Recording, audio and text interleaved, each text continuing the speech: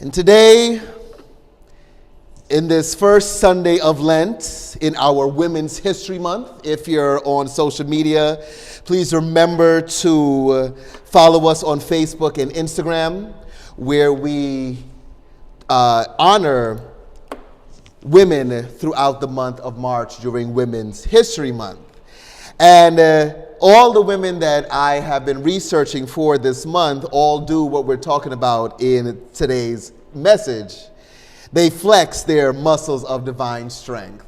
Because in so many countries all over the world, there are still some countries where women are still not allowed to wear pants.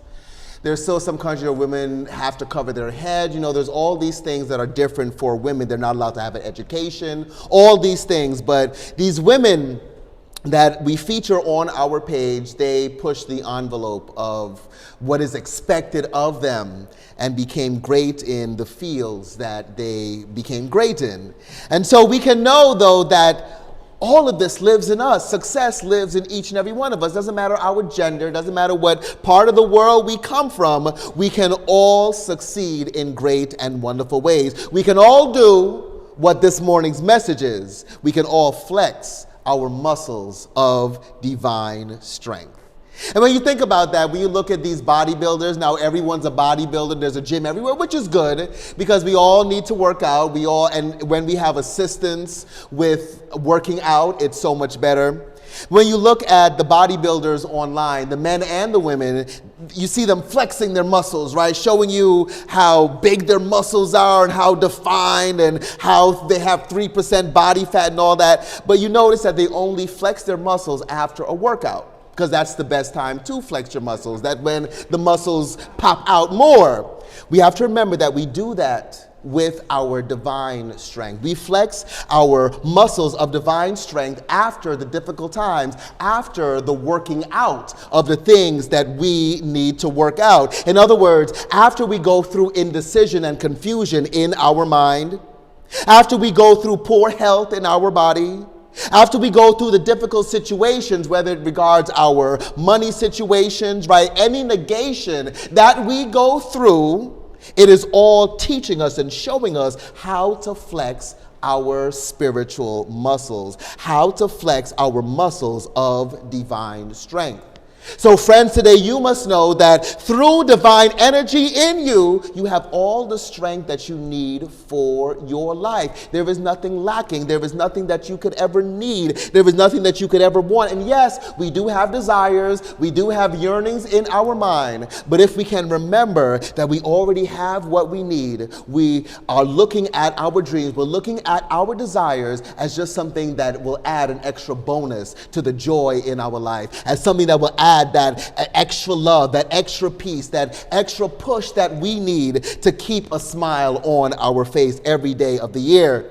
So remember, friends, that no matter what the task is ahead, no matter what needs to be overcome within you, no matter what needs to be worked out in your life, you can flex your muscles of divine strength. And as you do, you can be confident that your soul will receive the victory that you are looking forward to. And in victory, I mean the calmness of your spirit. You know that you are living a good life when you just feel calm, when you're not excited about, you can get excited and enjoy things, but when you're not like pulling out your hair and getting anxious about the things that are going on and what will go on and who will say what and what will you say, and all these things that we get anxious about. Once we know that, yes, we can flex our divine muscles of strength, there is no need to fight with life. We know that life is something calm. Life is something peaceful. Life is for the living. So friends, always remember that you have a divine strength within you, and that strength is all you need and all you will ever need for every part of your life. So affirm with me, through divine strength within me,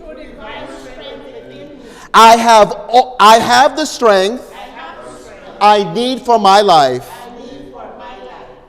So know that you are always able to flex your divine muscles of strength. Because no matter what you are going through, and situations can be difficult, and that's the thing. In order for us to flex our muscles of strength, you have to go through difficult situations. Again, going back to the bodybuilders, right? They build that body with increasing difficulty. They may have started with a 10-pound weight. They move on to 15 and 20, and it gets increasingly difficult, but that's how the muscles pop out. And this is how we prove divine strength in our life, by going through these increasingly difficult situations. It is said by Christians all over the world, you can't have a test. You have to have a test in order to have a testimony, right? In other words, you have to go through different situations so that you can prove that God is working in your life, because you can't prove it just sitting down doing absolutely nothing, right? You can't prove it just by affirming. You can't prove it just by meditating. You have to do it by the work that needs to be done in and through your life. And so it means then that we must consider our relationship to experience.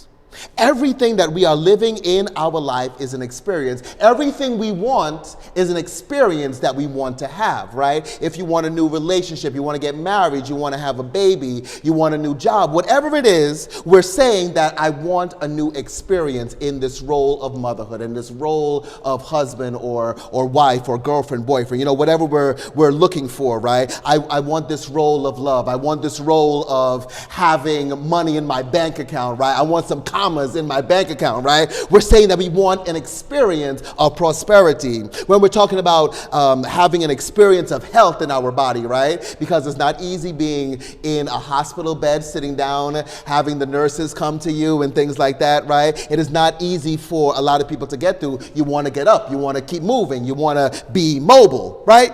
So anything that we are praying for, anything that we are missing in our outside world, it is built within us. We have to know that it is built within us. Even though it manifests itself in the outside of us, it starts within us. It is all built within us. Now, our Keep It True Lent for this Sunday, it's our first Sunday in Lent, and the book that we are working with and meditating with throughout the Lenten season is called the Keep It True Lent from the Unity Village. And today's lesson is called The Altar, right? And the Bible lesson is taken from Matthew chapter 5, verse 21 to 26, which we'll go over in just a moment. But when it talks about the altar, the Keep It True Lent defines the altar as representing a fixed and definite center in consciousness. So we have to understand this now. And we have to take it as we do the physical altars that people construct in their world, right? Now, physical altars are great, but we must understand that the spiritual altar is what matters the most. Now, I've had a few Hindu friends throughout my years, and going to their homes, you see the altars that they build to praise their God. And when you see this altar, you see them decorating it with different things that bring them closer to this connection of spirit, things that they love, their ancestors. They even put pictures of their ancestors, some of them, right? And it's not only in the Hindu tradition, there's so many other religions where people build an altar where they have a place to pray. Now, we must realize that we are building an altar every day of our lives. In other words, we are building a place of worship. We are building a reference to the God of our understanding. And we decorate our altar with the things that matter the most to us. We decorate our altar, in other words, we decorate our consciousness, we decorate our devotion to our great and wonderful God with the things that we give our time to, the things that we give our energy to, the things that we give our thought to. So as we're building this God reference, as we're building this life reference, we have to realize that we are building a fixed and definite center in our consciousness. So then the question then becomes, what beliefs are fixed in my consciousness, right? What habits are fixed in my consciousness? What rituals are fixed in my consciousness? And as we look at our habits, as we look at our beliefs, as we look at our rituals, can we define them in love? Can we define them in joy? Can we define them in fulfillment, right? As we look at our lives, do we see the outpouring of greatness in our lives? Or do we always see negation? Do we always see where we don't win or can't win, or where there's no end in sight, or I'm just bogged down by experience, bogged down by negation, my fears, my doubts? Or are we building an altar that truly represents God, that truly represents our undying devotion to a great and a wonderful life that we wish to live? You must know this for sure. This definite center within your consciousness that the altar represents, it must be a definite center that knows that whatever you put on your altar, it is for your great and highest good. In other words, whatever you put into your consciousness, whatever words, whatever actions, whatever experiences are meddling around in your mind, it is something that draws you closer to the God of prosperity, to the God of love, to the God of goodness. So friends, today as you consider your life, as you consider yourself, and that means everything, as you consider your dreams, as you consider your relationships, I pray today that you see the progression of spirit unfolding in your human self. You know, it's always good to say, especially metaphysics, I'm a spiritual being having a human experience, but when those human experiences really hit you, sometimes you forget that you have to live as a spiritual being. Sometimes you forget that there is love to be had. And sometimes you forget this faculty that we're dealing with this month, the faculty of strength. The faculty that does not bury us under negation, does not bury us under experience, but allows us to push out of negation, to push out of negative experiences in our world. And that requires us telling the truth. We always have to tell the truth about our lives. You know that you are on the right spiritual track when there is truth telling going on. And that starts with you. Not pointing out other people's life. People are going to lie to you. It's no big deal. But you can't lie to yourself. And next month we're going to be talking about wisdom. I know that each and every one of us has that ability, has that wisdom to when people do lie to us, we're able to spot the red flags. We're able to say, no, that's a lie, and make our decision after that. But as we're dealing with strength, we have to tell the truth, because you cannot lie on life. Because life always wins, and life is truth. So therefore, truth always wins. So people lie about their feelings, they lie about their emotions. Sometimes you fall in love with someone that you're not supposed to fall in love with, or, sometimes you just have these feelings, just things that happen in your life, and you have these feelings that you really don't want to have, but they're coming up. And some people just push them down, but again, or lie about their true feelings, right? Especially in relationships, right? Something goes on and you're confronted with it, and you don't want to tell the person you're in a relationship or friendship with the actual truth, because it might, take them away from your life. They might feel bad. You might feel bad. And so we don't tell the truth about our feelings. We don't tell the truth about our emotions. We don't tell the truth about our reactions. But again, truth always wins. The things that we bury in our relationships will always come back up later on in life. I'm in my 40s now, and I'm looking at a lot of my friends. They got married in the 20s, and it was so much fun, big party, and now they're getting divorced. And when I'm at the age now where my friends are getting divorced. My friends are becoming grandparents and getting divorced. But what I've observed is that the things because I like to keep my mouth shut, right? If someone's in a relationship and they're dealing with certain things, okay, I will voice my concerns if need be, but I always let my friends know that I'm concerned about this thing, but if this is what you like, I love it, right? So I'm always here for you, I'm always here to support you. But what I've noticed is that those things that they said, oh, it's no big deal, it is a big deal for them within their mind, but they want to get married so badly, they want to be in this relationship so badly, they want to buy a house, they want to do this with their partner, right? And they let those things slide. Those are the same things that they're getting divorced over now. Because they bubble up, they multiply. Everything in our life multiplies. That is what our life is giving us. It is always multiplying in great and wonderful ways. So, as we're building our spiritual house, friends, today remember, you cannot build a spiritual house with emotional baggage because the house will always crumble.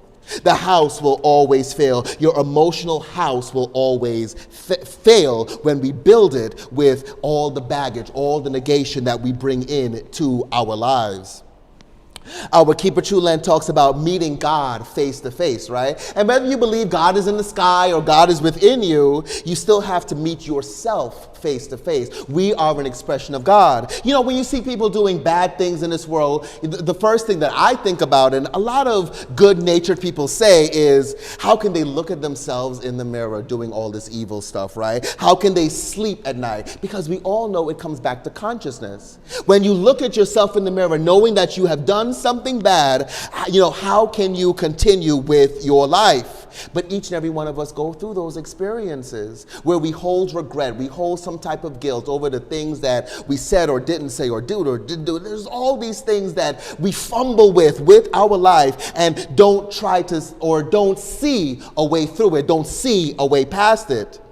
Our Keep It True Lent gives us a great affirmation for going into this. It says that we have to be willing to give up the lower for the higher, give up the personal for the impersonal, give up our animal needs for a divine fulfillment. Can we do this every day of our life? Realizing that there is so much more for us to live and love and be and experience in this world. Friends, remember that you have survived this long. With all the experiences that you've had, with all the pains that you have, with all the hurts, with all the betrayals, with all the fears that you had in your past, you still made it through. You still made it to this point of your existence. Always remember that there is more abundance for you to experience now. Never doubt that there is more abundance on the way, that there is more love, there are more happy relationships on the way, there is more health in your body on the way, and my favorite thing, there is more laughs for you to experience in your world, because sometimes you go through such a difficult situation that you can't even laugh. I remember I had a friend years ago that was going through a difficult time, and I was over there helping him get through it, and he just would not smile. It was a really deep situation, and things were funny in the world, but they just couldn't laugh because they didn't have that laughable spirit within us. I pray that whatever life brings your way, you can always find time to laugh. You can always find time to smile. You can always find time to be kind. You can always find time to remember that God will see you through. Friends, you have to remember that your life is sustainable. Your life is here for a purpose. You are here for a purpose. The proof of that is that you are here. You are here right now, existing right now, alive right now. There is blood pumping through your veins right now. That is all the proof you need. Continue living, knowing that your life has meaning. Knowing that you exist on purpose, not by mistake. You are not here by mistake. I don't care what your parents did or what they didn't do and how they loved and how they didn't. It does not matter. Because you are here on purpose, not by a mistake. So it is for you to enjoy fulfillment in every part of your life. Friends, if no one has ever told you before, you are needed, you are valuable in this lifetime. You don't have to wait for death or the sweet by and by or when heaven comes or when a good relationship comes, a good-looking man, woman to come and sweep you off your feet. No, sweep yourself off your feet because your life has meaning with or without the relationship. Again, these things are bonuses in our world. It's great to be in love, but you must know that your life has meaning right where you are. So would you affirm with me? My life has meaning. I exist on purpose. I enjoy fulfillment. Now, here's something that I had a realization about so many years ago when I started to read the Bible and started to get really into the ministry. When we look at the Bible, which is a great guide, a great tool, they say that the word Bible is, or people have used it as an acronym as basic instructions before leaving earth, right? But here is the deeper thing, and it's so simple that I just love it. The Bible starts with the book of Genesis and it ends in the book of Revelations. Genesis, another word, and a synonym for Genesis is an origin. We must realize that our life is constructed much like the Bible is, right? Where there is a genesis, there is an origin of things. And in order for us to get through, in order for us to get to the next step of life, there must be a revelation. That is how we end everything in our life, by having this great revelation. We look at people that have phobias in their world, and when they go to therapy to try to get over whatever phobia they have, whatever they're scared of, right? There is always a point that started that phobia. There was always a genesis, an origin of that phobia, and in order for them to get over that phobia, they have to have a revelation of why that phobia came into their consciousness, why that phobia means so much to them that it brings so much fear in their world. So you must remember that everything in your life is going to have an origin, but in order for you to get through it, in order for you to live a really peaceful life, you must have a revelation, which means you must be open to your revelation. In Revelation chapter 11, verse 1, it says, "Rise up and measure the sanctuary of God, measure the altar." Let's measure our altar. When we measure our beliefs, right? The things that we hold dear in our life, does it reveal peace? Does it reveal joy? Does it reveal love? Are we proud of the things that we are revealing in our world? Are we proud of the structures that we have built mentally and physically and spiritually and in relationships and in friendships? Are we proud of the structures of love that we have built in our world? If not, we know that we can tear down what no longer works for us, and we can rebuild our life, flexing our muscles of divine strength, rebuilding from grief, from anxiety, rebuilding from lack, rebuilding from want, rebuilding from fear into a bigger and a stronger life that will make us successful everywhere that we go. Let's go to the scripture reading. Our Keeper True Lent suggests Matthew chapter 5 between verses 21 and 26 as our Bible lesson. And it first starts out with my basic rule: don't kill. I know I don't have the capacity to kill, so that for me is not a problem. But as we see on the news every day, there are people that have that capacity. But it also says, do not continue anger. Do not harbor malice. Do not insult other people, because when you do, you will always feel cursed. You will always feel like you're being punished, because the things that you send out to other people, the hate, the malice, the discord, the negation, right? It all is a reflection of you. So when you see these negative things in other people, when you curse them with the negative things, it always comes back to us. The scripture also talks about when you're presenting your gift to the altar, and you remember that there is a grievance that has not been settled in your past, leave your gift at the altar and go and make peace, and then come back and present your gift. Now here's the thing. What is the gift that we're giving to our God? It's a gift of ourselves. So if there is something that needs to be healed, if there's a situation that needs to be fixed and apologies that need to be made, we have to leave ourself. What is that self? The ego. We have to leave the ego to God. We have to go and apologize without the ego. Because have you ever been apologized, or have you ever gotten an apology from someone that tries to turn it around? There are people that manipulate in such a way where they're apologizing to you but still blaming you for what happened. Right? They manipulate you in such a way. That is when they bring their ego into it. They want to apologize, but they don't really want to apologize, so they're turning around on you. So, we're both at fault. I've been in those situations where, we both made mistakes. And I'm like, no, we didn't. You made the mistake, right? And this is where the truth telling comes in. This is where standing on business comes in, right? Where you know that you are right. You're presenting your situation. You're presenting what's going on. And you know that you are coming out of it with a greater and a better life. So in order to be that bigger person, you have to leave your ego before the feet of God. You have to leave your ego on that altar and then go back, do the apologies, make everything peaceful, put everything at rest. And it has to be done by your hand. There's only people that say, if it's God's will, or it'll fix itself. No, you got to go in and fix it. You got to go in and make sure that things are right by your hand, by your own doing, by your own acknowledgement. That is how you flex your spiritual muscles, right? I think we would all love, there's this new weight loss drug that melts the fat.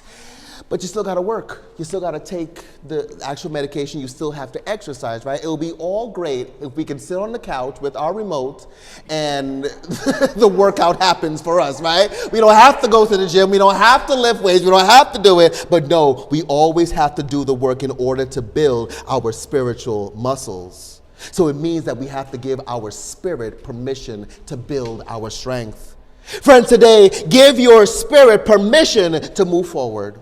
Give your life, give your success, give your fulfillment permission to move forward and never look back. Never slack off on your spiritual growth. It will always take the work. It will always take all your strength, but it is mandatory for the fulfillment in your world. Friends, you have to know that whatever life gives you, wherever you go, you come out a champion because you were meant to win. You were put into that situation to win. So you have to put your conviction behind the affirmation that yes, I am a champion, that whatever life gives me, I will always win. So would you affirm with me, however life goes, I am always a champion. Put your fist in the air, I am always a champion. All right. Now here's the biggest part too. We have to remember that our body is the living sacrifice. Our body is a living sacrifice, right? So we are all yearning to reveal the unrevealed spirit. We are all yearning to get closer to the source of ourselves, and that is going to take us going through experiences. But we have to remember that every time we dabble in negation, we disconnect from the source. We sacrifice our connection to the great and wonderful God that is within us. We hinder the opportunity to climb to new and exciting heights of existence every time we dabble in negation. We got to fight our way through our negation. We have to fight our way through our doubt. We have to use our strength to fight our way through these situations, because it all, at the end of the day, tells on our body. The body cannot hide. So again, if you can lie about your emotions, you can lie about your feelings, but that acid reflux, right? Those headaches, those aches, those pains, those are all drawing from the negation that we're putting in our existence. Those are all drawing from the lies that we're telling because of the feelings we don't want to express, the emotions we don't want to experience in our world. The most important thing that our Keeper True Lent tells us this week is that prayer does not change God, it changes us. God never changed. God is always love. God is always strength. But we are the ones that evolve. We are the ones that are growing. We are the ones that are attaching our desire to the energy of God, attaching our desire to the energy of life. How are you attaching this law of strength in your world? Are you using it for a positive and a great way? As you manifest your ideas, as you manifest your ideals in this world, is it in line with good? Is it in line with God in thought, word, and act? Will you fight with lower versions of yourself and not allow higher realizations to expand in your expression of love, in your expression of kindness, in your expression of peace in this world? Friends, remember that you are just like a drop of rain. Think about this. A drop of rain falls from the earth and it goes into a stream. From that stream, it enters a river. From that river, it enters an ocean. It means that we are always expanding. Some people just feel or live as just that tiny drop of water, forgetting that they are a part of a bigger ocean, that they are a part of a bigger expression of God. Just like a drop of rain does not realize that there is a bigger ocean to join, sometimes we don't realize that there is a bigger life for us to experience, that there is a higher mission of self-love, of self-connection, of self-realization in our world. Friends, you must know that your fulfillment is bigger than you can ever imagine. So would you affirm with me, I always fulfill the mission of a higher self. I always fulfill the mission of a higher love. I always fulfill the mission of a higher connection. So as you look at your altar, as you look at the things that are fixed in your life, as you look at your beliefs, as you look at your rituals in your life, how does it represent your future self? How do the structures that you have built in consciousness represent your future unfoldment? What truths, what beliefs have you allowed to accumulate on your heart? Are you claiming success in your mental vision board? As you see your future, are you also claiming success in that future? Or just, I want this, I want that. But are you claiming fulfillment? Are you claiming joy? Are you claiming love? Are you claiming peace in the future situation? Or are you saying, oh, I want a relationship, but I've seen so many people go through it, and the apps and the meeting of people and all this stuff, and it's a pain. I don't want to go through that. Or are you blessing it with good? Are you blessing it with love? That you're just meeting new people, and however love happens in your world. Friends, you can't build any type of relationship. You cannot build any type of connection with God without realizing that God is the current manifestation. That whatever you are going through, God is in it.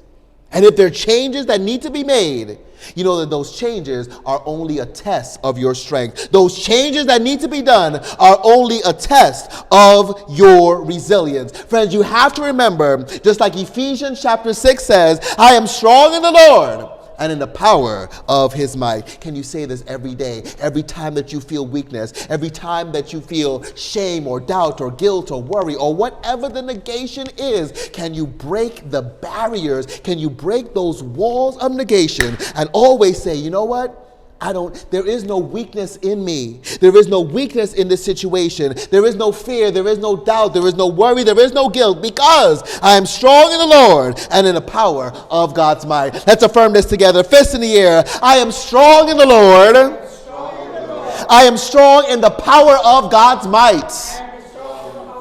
I am strong in the power of God's might. Friends, work with this affirmation through your Lenten season. If you're fasting, whatever you're trying to keep yourself in the frame of fasting, whatever you're fasting from, and you feel that weakness coming on, because we all have a human weakness, but we are greater than that. We are greater than weakness. We are strong in the Lord. We are strong in the power of God's might. And as you continue to use this affirmation, as you continue to believe this affirmation in your world, you will always know that you are flexing your muscles of divine strength, and you will always have the strength to meet your every need, no matter what comes up. I love you, love you, love you, love you, love you. Be blessed. Thank you, thank you, thank you. Thank you, thank you, thank you.